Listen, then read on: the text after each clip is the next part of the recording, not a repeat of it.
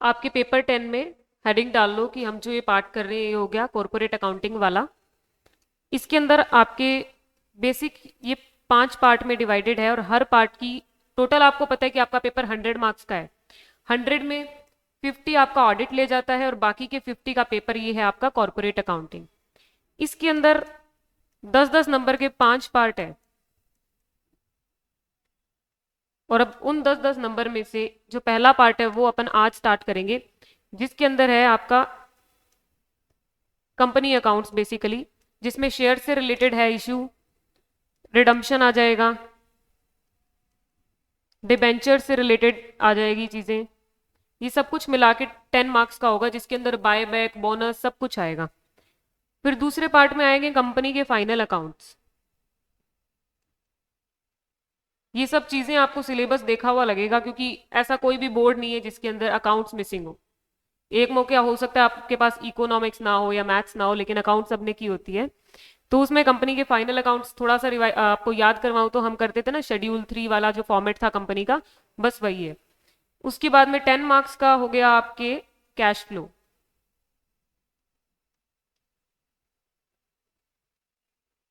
फिर है 10 मार्क्स के इंड एस अकाउंटिंग स्टैंडर्ड्स। और आखिर में आपके 10 मार्क्स के हैं फाइनेंशियल इंफॉर्मेशन कुछ स्पेसिफिक कंपनीज की। जैसे जो सेकंड पार्ट में है वो तो कंपनी के नॉर्मल हर कंपनी के ऊपर एप्लीकेबल है, और यहाँ है आपकी इलेक्ट्रिसिटी कंपनी के अकाउंट्स कैसे बनते हैं, या अपने इंश्योरेंस कंपनी के अकाउंट्स कैसे बनते हैं। इन पार्ट्स में ज्यादा टाइम नहीं लगेगा, अगर आप ये वाला पार्ट अच्छे से करोगे ना तो यहाँ दिक्कत नहीं आएगी कि इलेक्ट्रिसिटी कंपनी के कैसे बनते हैं। ये नोट डाउन कर लो, वेटेज आपको ध्यान में रहेगी तो क्वेश्चन करते वक्त डरोगे नहीं कि अगर कंपनी अकाउंट्स का क्वेश्चन टफ लग भी रहा है तो भी उसकी वेटेज 10 मार्क्स ही है। तो उस अकॉर्डिंग बाकी आता बहुत ईजी है आपके पेपर में, तो कोई दिक्कत नहीं आने वाली।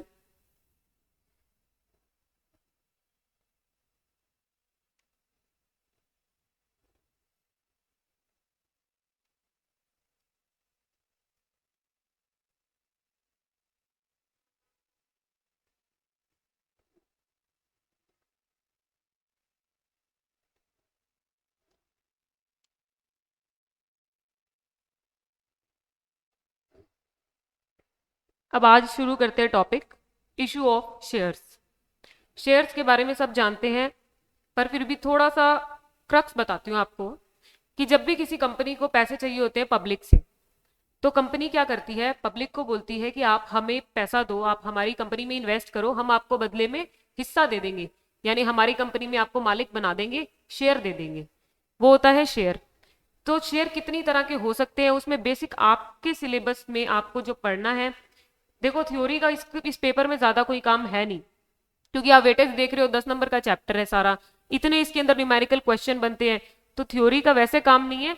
पर एमसीक्यू में अगर 2 नंबर की बाई चांस आ जाती है तो उस पॉइंट ऑफ व्यू से हम कवर करेंगे। तो दो शेयर के अंदर पहले डालिए प्रेफरेंस शेयर और दूसरे हो गए इक्विटी शेयर।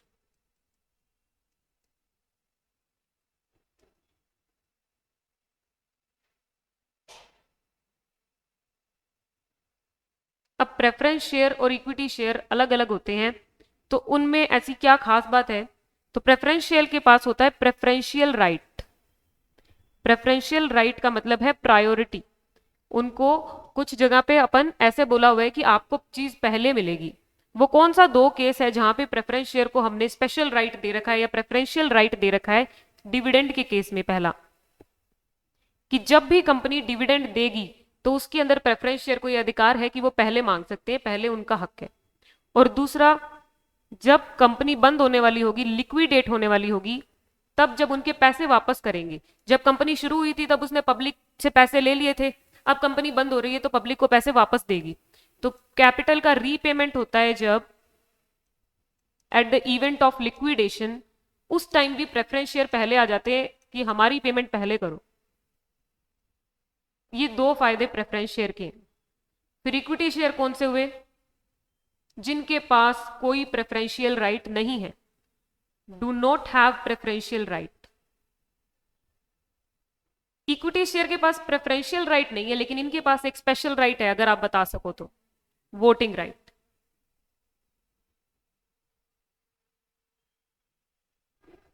ये दोनों शेयर्स के बारे में हो गया। इनके बारे में बस इतना ही आपको याद रखना है, इससे ज्यादा आप लोगों के लिए रेलेवेंट नहीं है। दूसरी हेडिंग डालो, टाइप्स ऑफ शेयर कैपिटल।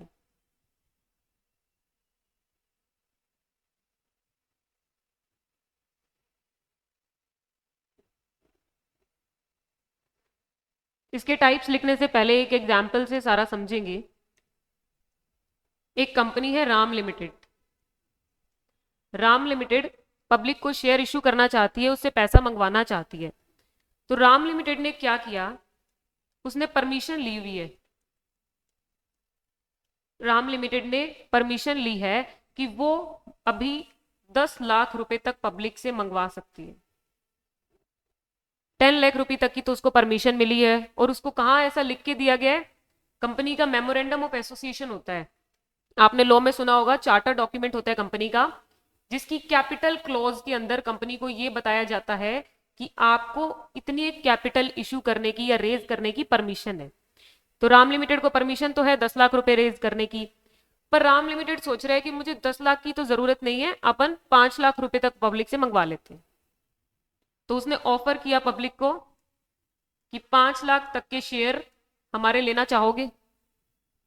तो पब्लिक भी, ऐसे तो है नहीं कि आपने बोला 5 लाख तक के लेना चाहोगे और पब्लिक बोल दे कि हाँ हमें सारे दे दो। पब्लिक बोली चलो 4 लाख तक के हम आपसे ले सकते। ये पब्लिक ने सब्सक्राइब कर लिए कि हम आपके 4 लाख तक के शेयर तो ले लेंगे। फिर होता ये है कि राम लिमिटेड चाहता है कि सारा पैसा अभी नहीं चाहिए, ये रुपए जो 4 लाख आप दोगे ना, इनको आराम आराम से देना, जब जब हम आपसे मंगवाएं तब देना। तो अब थोड़ा टाइम हुआ, राम लिमिटेड काम किया, तो उसको जरूरत लगी कि मैं इन 4 लाख में से 2.5 लाख रुपए अभी मंगवा लेता हूं पब्लिक से। उन्होंने कॉल किया कि पब्लिक 4 लाख में से 2.5 लाख अभी दे दो। अब ये भी जरूरी नहीं कि आपने बोला दे दो और सारी पब्लिक आपको पैसे दे दे। पब्लिक में से 2.5 लाख में से 2 लाख रुपए तो आ गए, पे हो गए, लेकिन बाकी जो 50,000 थे वो मंगवा चुकी थी कंपनी, पर अभी भी नहीं आए। अब ये जो इतना एग्जाम्पल में हमने टर्म्स लिखी है, इनके नाम है। इनके नाम क्या है? सबसे पहले जितने की परमिशन कंपनी ने ली कि इतनी कैपिटल या इतना पैसा मैं पब्लिक से मंगवा सकता हूं, यह है ऑथराइज्ड। फिर कंपनी ने जितना ऑफर किया कि चलो इतना आपने मंगवाते हैं, यह है इश्यूड। अब आपको पब्लिक ने कितने का वादा किया? Subscribed capital 4 lakh. अब आप धीरे धीरे करके कॉल कर रहे हो पैसे को, तो कोल्ड अप 2,50,000। कॉल करने के बाद आपको पैसा रिसीव कितना हुआ?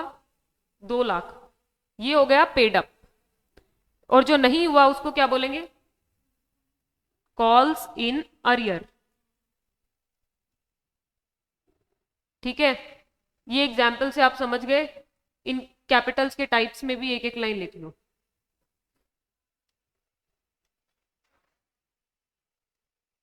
ऑथराइज्ड शेयर कैपिटल का 2 नाम होते हैं, हम इसे नॉमिनल भी कह सकते हैं, वैसे इसको रजिस्टर्ड कैपिटल भी कहते हैं।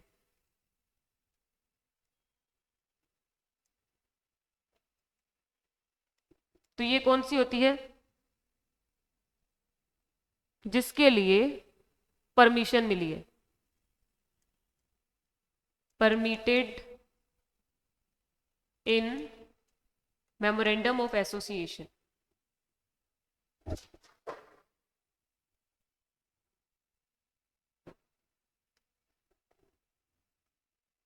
दूसरी हमने पढ़ी थी इशूड।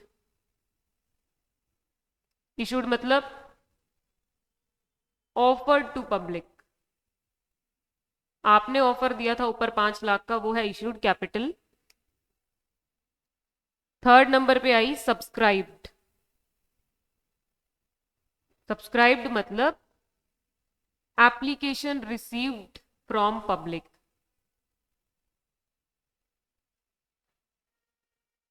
यानी पब्लिक ने बोला कि 4 लाख तक की हम आपसे ले लेंगे। अब कॉल्ड अप,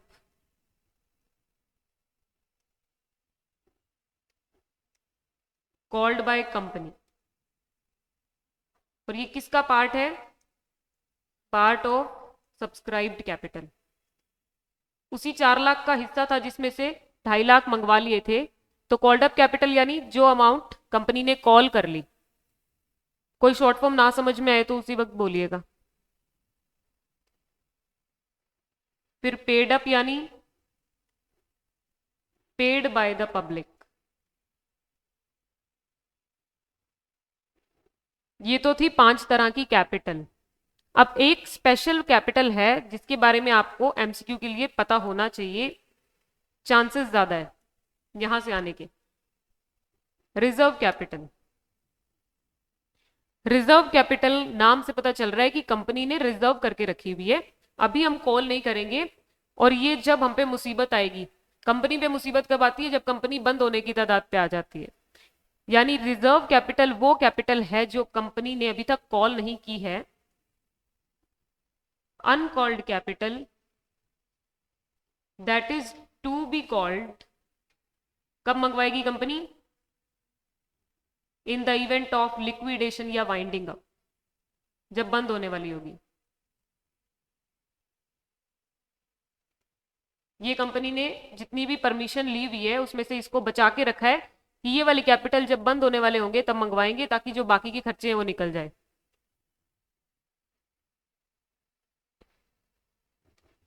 उसके अलावा कॉल्स इन अरियर की थोड़ा सा डेफिनेशन डाल दो। Calls in arrear, called up by company but not paid. Company ने कॉल कर दिया लेकिन अभी तक उसकी पेमेंट नहीं हुई है, वो है कॉल्स इन अरियर।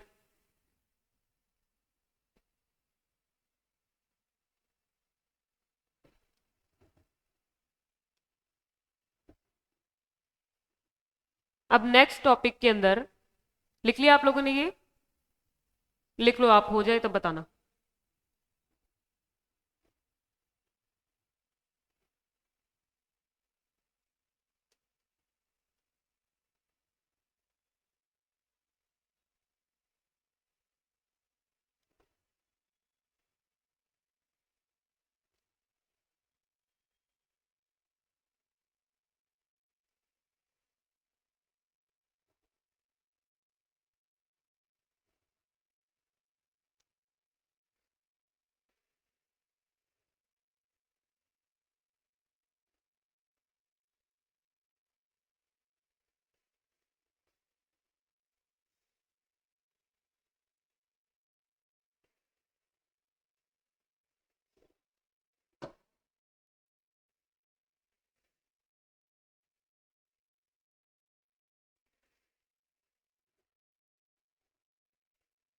देखो, अब यहां से हमारे काम की बात स्टार्ट होगी, यानी न्यूमेरिकल पोर्शन, जिसका क्वेश्चन आपके पेपर में बनने के चांस है।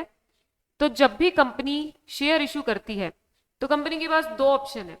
वो चाहे तो कह दे कि आप सारे के सारे रुपए मुझे एक साथ दे दो, या वो चाहे तो इंस्टॉलमेंट्स में भी मंगवा सकती है। तो जब एक साथ लेते हैं रुपए तो उसको कहते हैं हम लंपसम पेमेंट, लंपसम पेमेंट। और दूसरा ऑप्शन है इंस्टॉलमेंट पेमेंट।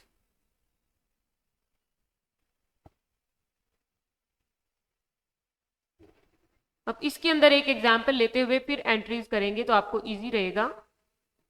जैसे एग्जाम्पल लेते हैं, XYZ limited issued 10,000 shares of face value ₹10 each। और पहले ऑप्शन के अंदर इसने एक साथ ही पैसे मंगवा लिए, तो कितनी शेयर कैपिटल हुई? 10,000 इंटू 10, 1 लाख रुपए। इसकी जर्नल एंट्री क्या होगी? 1 लाख रुपए एक साथ मंगवा लिए, तो जब भी कंपनी आईपीओ वगैरह रेज करती है तो उसमें होता ये है कि पब्लिक अप्लाई करके छोड़ देती है, उनका पैसा एक बार फ्रीज हो जाता है, एक बार ब्लॉक हो जाता है। अगर उनको शेयर अलॉट कर दिए गए तो वेल एंड गुड, अगर नहीं किए तो कंपनी उनका पैसा वापस दे देती है। तो पहले केस में आ क्या रहा है, कंपनी के पास जैसे ही लोग अप्लाई करेंगे उसके पास आएगा पैसा। तो पहली एंट्री में ही आपको बैंक अकाउंट को डेबिट करके पैसा लेके आना है। जैसे ही पब्लिक अप्लाई करेगी इसके शेयर्स के लिए तो वो कंपनी के बैंक अकाउंट में पैसा डाल देगी, और उसने डाले 1 लाख रुपए। अब ये 1 लाख रुपए किसके नाम पे आए हैं? एप्लीकेशन के नाम पे। जब लमसम पेमेंट मेथड होता है तो आपको to application and allotment account करना है, क्योंकि और कोई इंस्टॉलमेंट है नहीं इसके अंदर, केवल एक साथ में ही सारे पैसे आ जाएंगे। तो ये हो गया first entry, bank account debit to application and allotment account. फिर दूसरी एंट्री क्या होगी? दूसरी एंट्री में हमने ये पैसे किस लिए मंगवाए थे? शेयर कैपिटल के नाम पे। तो कैपिटल में हम इस अकाउंट को ट्रांसफर कर देते हैं। तो एप्लीकेशन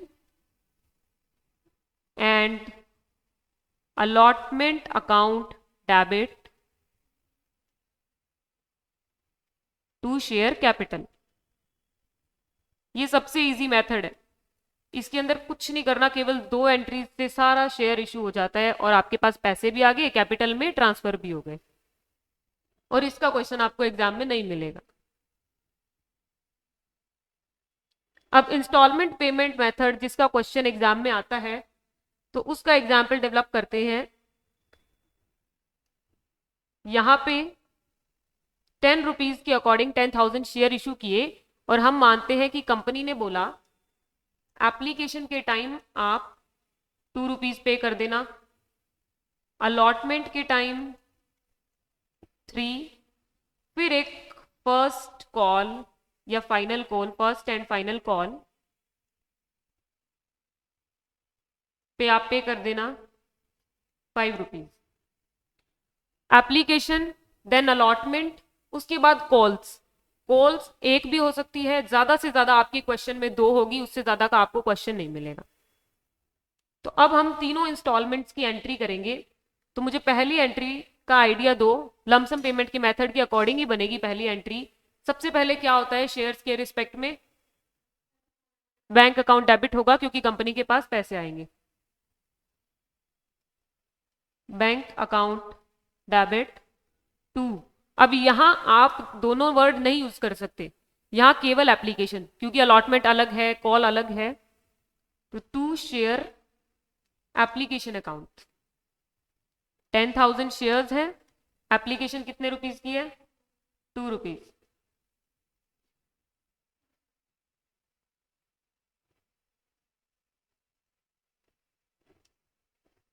ठीक है, ये हो गई फर्स्ट जर्नल एंट्री। अब एप्लीकेशन के रिस्पेक्ट में भी 2 जर्नल एंट्रीज, 2 ही अलॉटमेंट के रिस्पेक्ट में, 2 ही कॉल के रिस्पेक्ट में। तो इसकी दूसरी एंट्री क्या होगी? Yes, share application account debit to share capital account.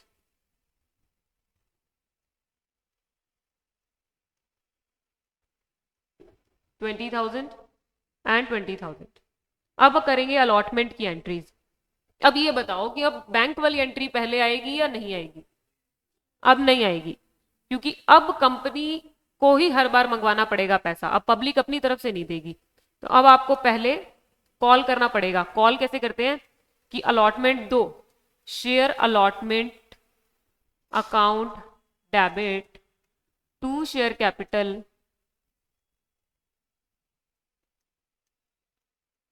10,000 into 30,000।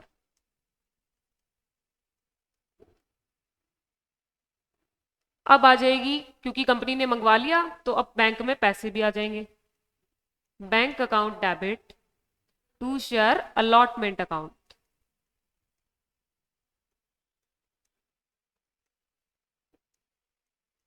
आज की क्लास में हम बिल्कुल बेसिक एंट्री सीख रहे हैं, कल जाके फिर ओवर सब्सक्रिप्शन, अंडर सब्सक्रिप्शन, पार, प्रीमियम, ये सब चीजें आप इनसे वाकिफ हैं, पर आपको फिर से पॉलिश करके देंगे अच्छे से, ताकि एग्जाम में कोई दिक्कत ना आए। अब first call, share first and final call ये फर्स्ट कॉल ही फाइनल कॉल है, इसीलिए इसका पूरा नाम ये है, डेबिट टू शेयर कैपिटल। ये है 4 रुपीज की, 5 रुपीज की, ओके। तो 50,000। और फिर bank account debit to share first and final call account 50,000। इस क्वेश्चन को करते वक्त आपको एक बार हमेशा टैली कर लेना चाहिए कि आपने हर रिस्पेक्ट में 2 एंट्रीज कर दी या नहीं की। जैसे यहाँ पे हमने एप्लीकेशन की दोनों एंट्रीज कंप्लीट की, अलॉटमेंट की दोनों कंप्लीट की, फर्स्ट एंड फाइनल कॉल की कंप्लीट की, तो उससे क्या होगा, मिस्टेक के चांसेस कम रहेंगे एग्जाम में। क्योंकि एग्जाम वाले टाइम ना उसका खुद का प्रेशर अलग होता है, तो हम यहाँ ही मिस्टेक करते हैं, जो कॉमन चीजें होती है ना, मिस्टेक हमसे वही होती है। तो आपको रीचेक कर लेना चाहिए एक बार। ये एग्जाम्पल नोट डाउन करो, उसके बाद एक कंप्लीट क्वेश्चन करेंगे इस कंसेप्ट का। हो गया।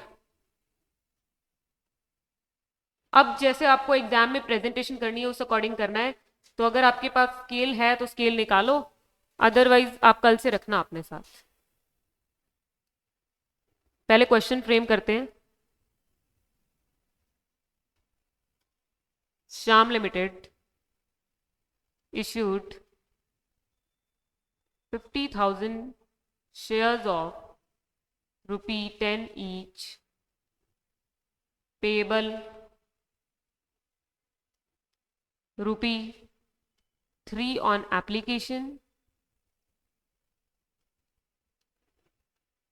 ₹4 on allotment, ₹1 on first call,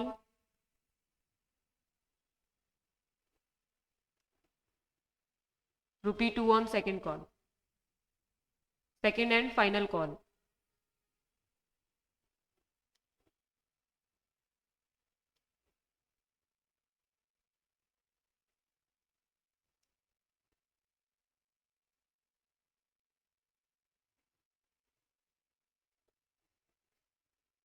अब इस क्वेश्चन को सॉल्व करने के लिए हमें सीधी जर्नल एंट्री स्टार्ट नहीं करनी। सबसे पहले ये कौन है, श्याम लिमिटेड, तो आपको पहले लिखना होगा in the books of Shyam limited. फिर आप क्या कर रहे हो इनकी बुक्स में, जर्नल एंट्रीज। अब जर्नल का फॉर्मेट बनाएंगे कंप्लीट।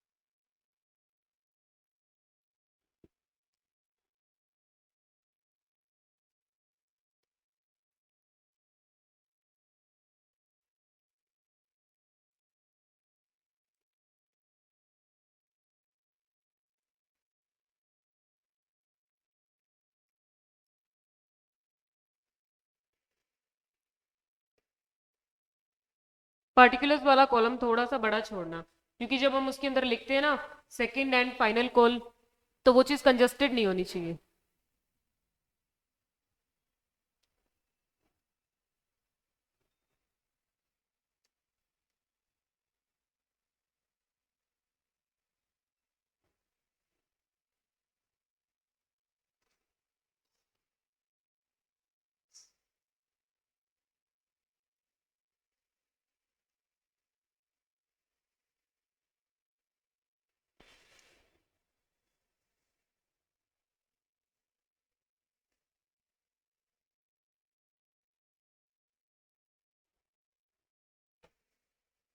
मैं फ्री हैंड से बना रही हूँ, आप लोग स्केल से एकदम सही सही बनाना, ठीक है।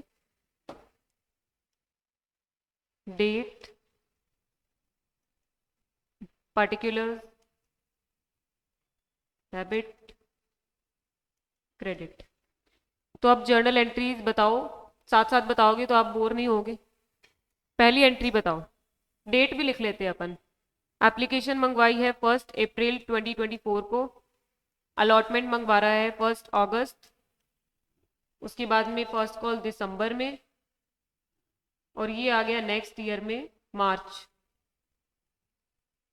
Second call.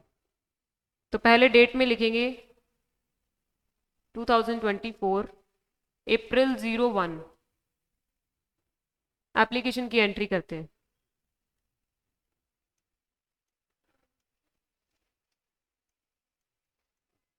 Bank account debit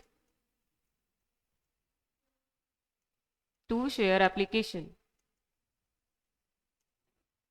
अब इसके अंदर नरेशन वाला याद है आपको, लिखते होते थे हम 11th में। यस,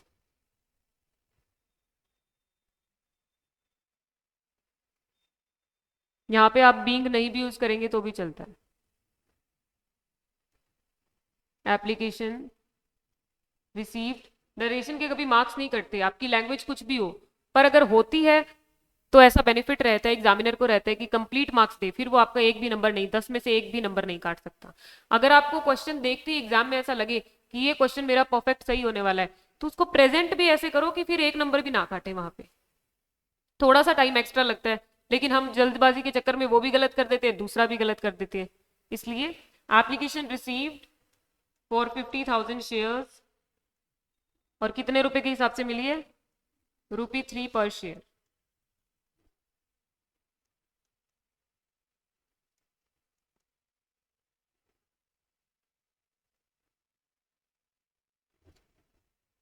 अब second entry, share application account debit to share capital.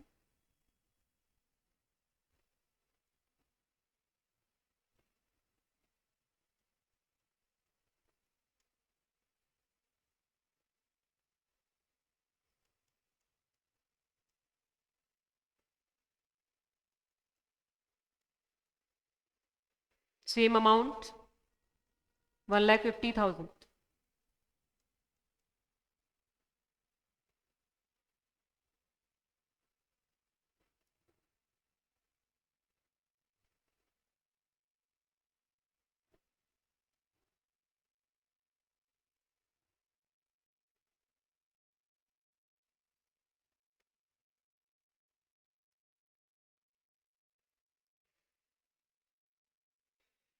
अब अलॉटमेंट की एंट्री यहां हो जाएगी, share allotment account debit to share capital.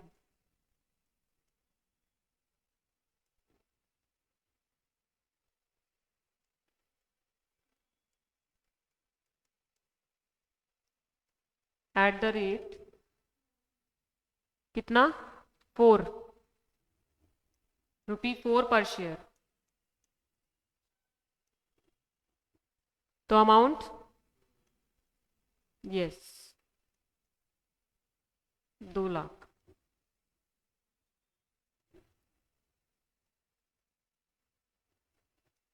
दूसरी एंट्री करने में तो बिल्कुल इजी है, सेम अमाउंट डालनी है टू शेयर अलॉटमेंट अकाउंट।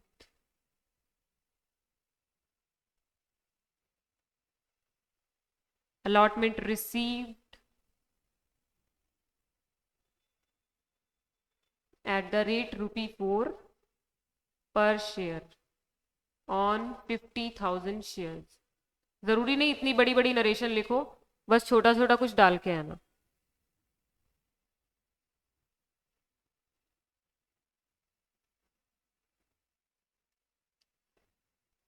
इसमें भी सेम अमाउंट आ जाएगी, 2 लाख।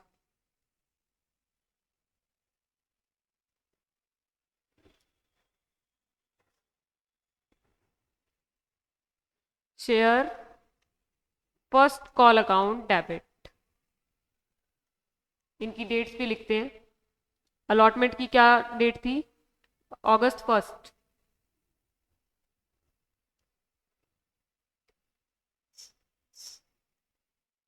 अगस्त 01 और फर्स्ट कॉल की डेट है दिसंबर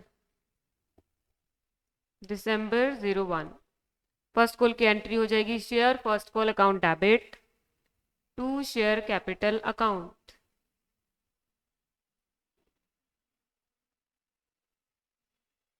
first call at the rate ₹1 per share on 50,000 share.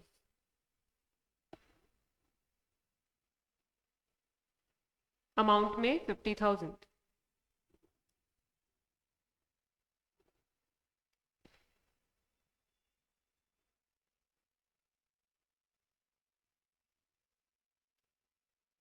उसके बाद इसकी रिसीव होने की entry bank account debit to share first call account.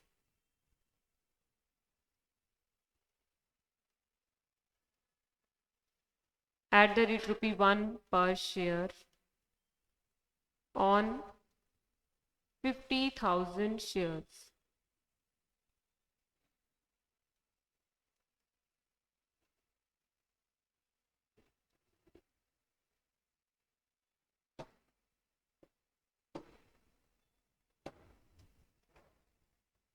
अब आ गया नेक्स्ट ईयर 2025 मार्च 1।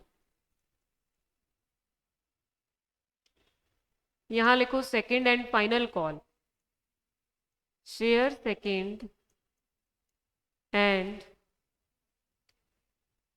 फाइनल कॉल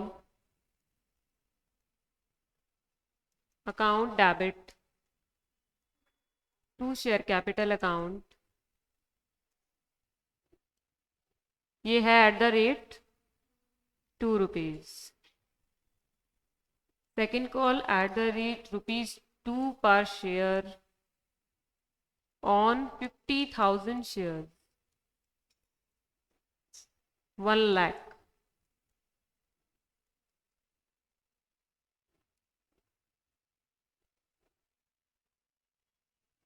और इसी की दूसरी वाली एंट्री के साथ ये क्वेश्चन आपका कंप्लीट हो गया।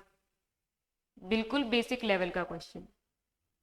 ये आ जाता है तो आप बहुत लकी हैं, पर थोड़ा सा इंस्टीट्यूट इतना इजी भी नहीं देगा, लेकिन होगा इजी आपके लिए। जब आप चैप्टर कंप्लीट कर लेंगे तो आपका हाथ बैठ जाएगा, क्योंकि जब हम किसी चीज को वापस वापस करते हैं तो हम उसमें परफेक्ट होते जाते हैं।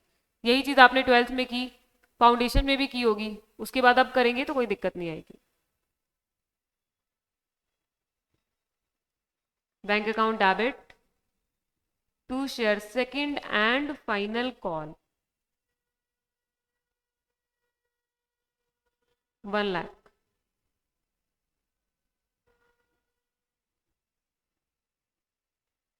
Second call at the rate ₹2 per share received on 50,000 shares। ये हो गया क्वेश्चन कंप्लीट। हो गया नोट डाउन। अब इसके अंदर कुछ केसेस पढ़ते हैं। जैसे हमने बोला कि कंपनी ने शेयर इशू किया जो जिसकी फेस वैल्यू थी ₹10 और उसने इशू भी कर दिया ₹10 में। पर ये जरूरी तो नहीं कि ऐसा हो हर बार कि कंपनी ₹10 का शेयर ₹10 में ही इशू करे। इसके कई केसेस बनते हैं। वो केसेस होंगे, फर्स्ट केस ये है कि फेस वैल्यू के इक्वल ही कंपनी ने इशू कर दिया, यानी कंपनी ने जिस प्राइस पे इशू किया वो और शेयर की फेस वैल्यू सेम है। दूसरे केस में फेस वैल्यू कम है और कंपनी ने इशू किया है ज्यादा में। और तीसरे केस में फेस वैल्यू से कम में कंपनी ने इशू कर दिया। जैसे कि शेयर की फेस वैल्यू है ₹10, यहां कंपनी इशू कर रही है ₹10 में, यहां ₹12 में, यहां ₹8 में। तो अब इस थर्ड वाले केस पे काटा लगा लीजिए लिख करके कि ये कंपनी को अलाउड नहीं है। शेयर्स के केस में डिस्काउंट पे इशू करना कंपनीज एक्ट कंपनीज को अलाउ नहीं करता है। डिबेंचर के केस में कर सकते हैं, बट शेयर्स वाले में ये अलाउड नहीं होता। तो आपको ऐसा क्वेश्चन भी देखने को नहीं मिलेगा। अब इन दोनों के नाम क्या है? जब फेस वैल्यू इशू प्राइस के इक्वल होता है तब शेयर इशू होता है एट पार।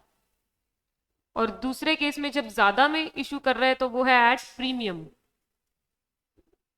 और थर्ड केस के अंदर हमें नहीं देखना है क्योंकि ये अलाउड नहीं है।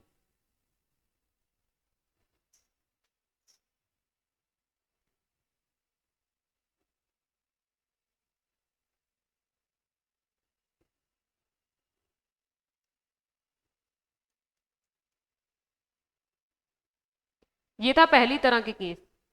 अब एक और तरीके का सिनेरियो पॉसिबल है कि कंपनी चाह रही है 10,000 शेयर्स इशू करना, पर सामने से पब्लिक कंपनी में इतनी ज्यादा इंटरेस्टेड है कि पब्लिक ने 12,000 के लिए एप्लीकेशन भेज दी।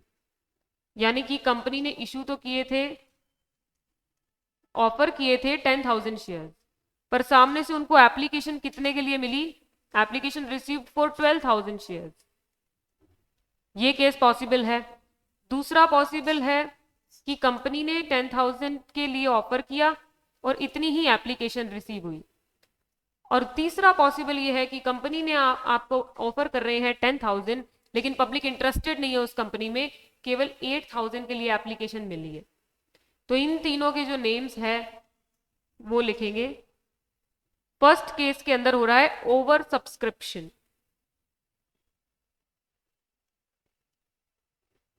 सेकेंड केस फुल सब्सक्रिप्शन, और थर्ड केस के अंदर है under subscription.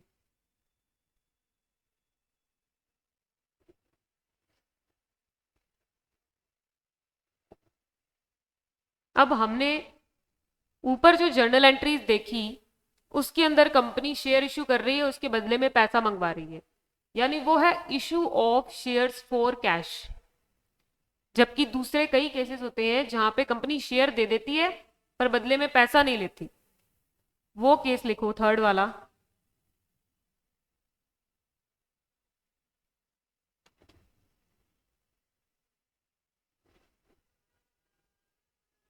Issue of share other than cash.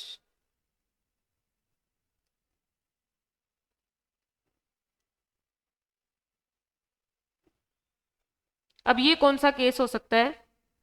Company ने किसी से मशीन परचेज की और कंपनी उसको बोल रही है कि बदले में पैसे नहीं दूंगी, आप मेरे शेयर ले लो। तो ये वो वाले केसेस है जिसके अंदर जर्नल एंट्री लिखो।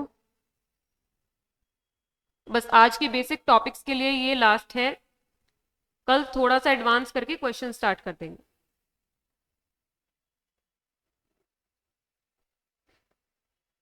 इसके लिए एग्जाम्पल से हम एंट्री बनाएंगे। तो एग्जाम्पल ले रहे हैं, company ABC limited purchased a machine worth rupee 10 lakh paid in form of share.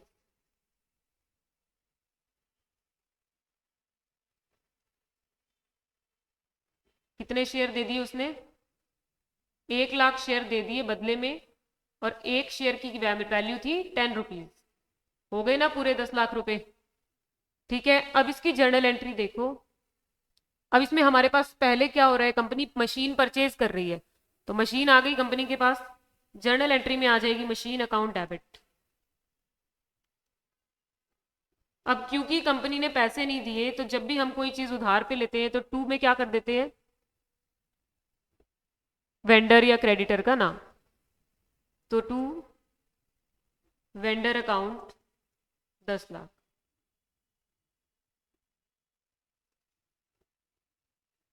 अब हम इसको पेमेंट करेंगे वेंडर को। वेंडर को जब पेमेंट करेंगे तो कैश तो दे नहीं रहे, अगर कैश दे रहे होते तो हो जाता vendor account debit to cash account, पर हम दे रहे हैं शेयर, तो टू आ जाएगा शेयर कैपिटल।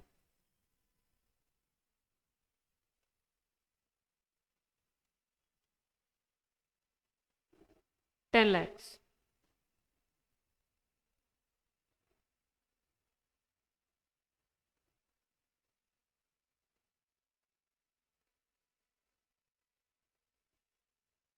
ये जो अदर देन कैश वाला है, ये इसके अंदर फर्स्ट टॉपिक तो ये है कि जब कंपनी कोई चीज खरीद रही है उसके बदले में शेयर दे रही है, तो ये एंट्रीज।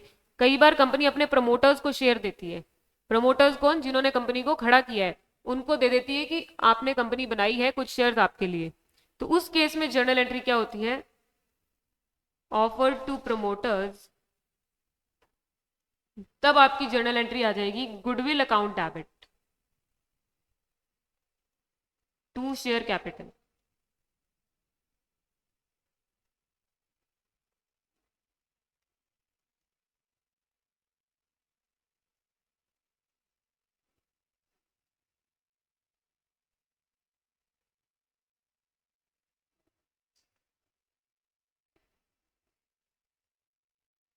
अभी आपके लिए ये इतना ही काम का था। अब ये जो तीनों केस पढ़े हैं, इनसे रिलेटेड कल क्वेश्चन करेंगे। Calls in arrear, calls in advance की एंट्रीज जानेंगे, और परसों तक आप कंप्लीट क्वेश्चन करने के लिए रेडी हो जाओगे। फिर आपको बुक के क्वेश्चन करवाएंगे। ये बेसिक पढ़ाने का मोटिव यही था कि आपको याद करवाना है कि आपने ये चीज़ पढ़ी हुई है,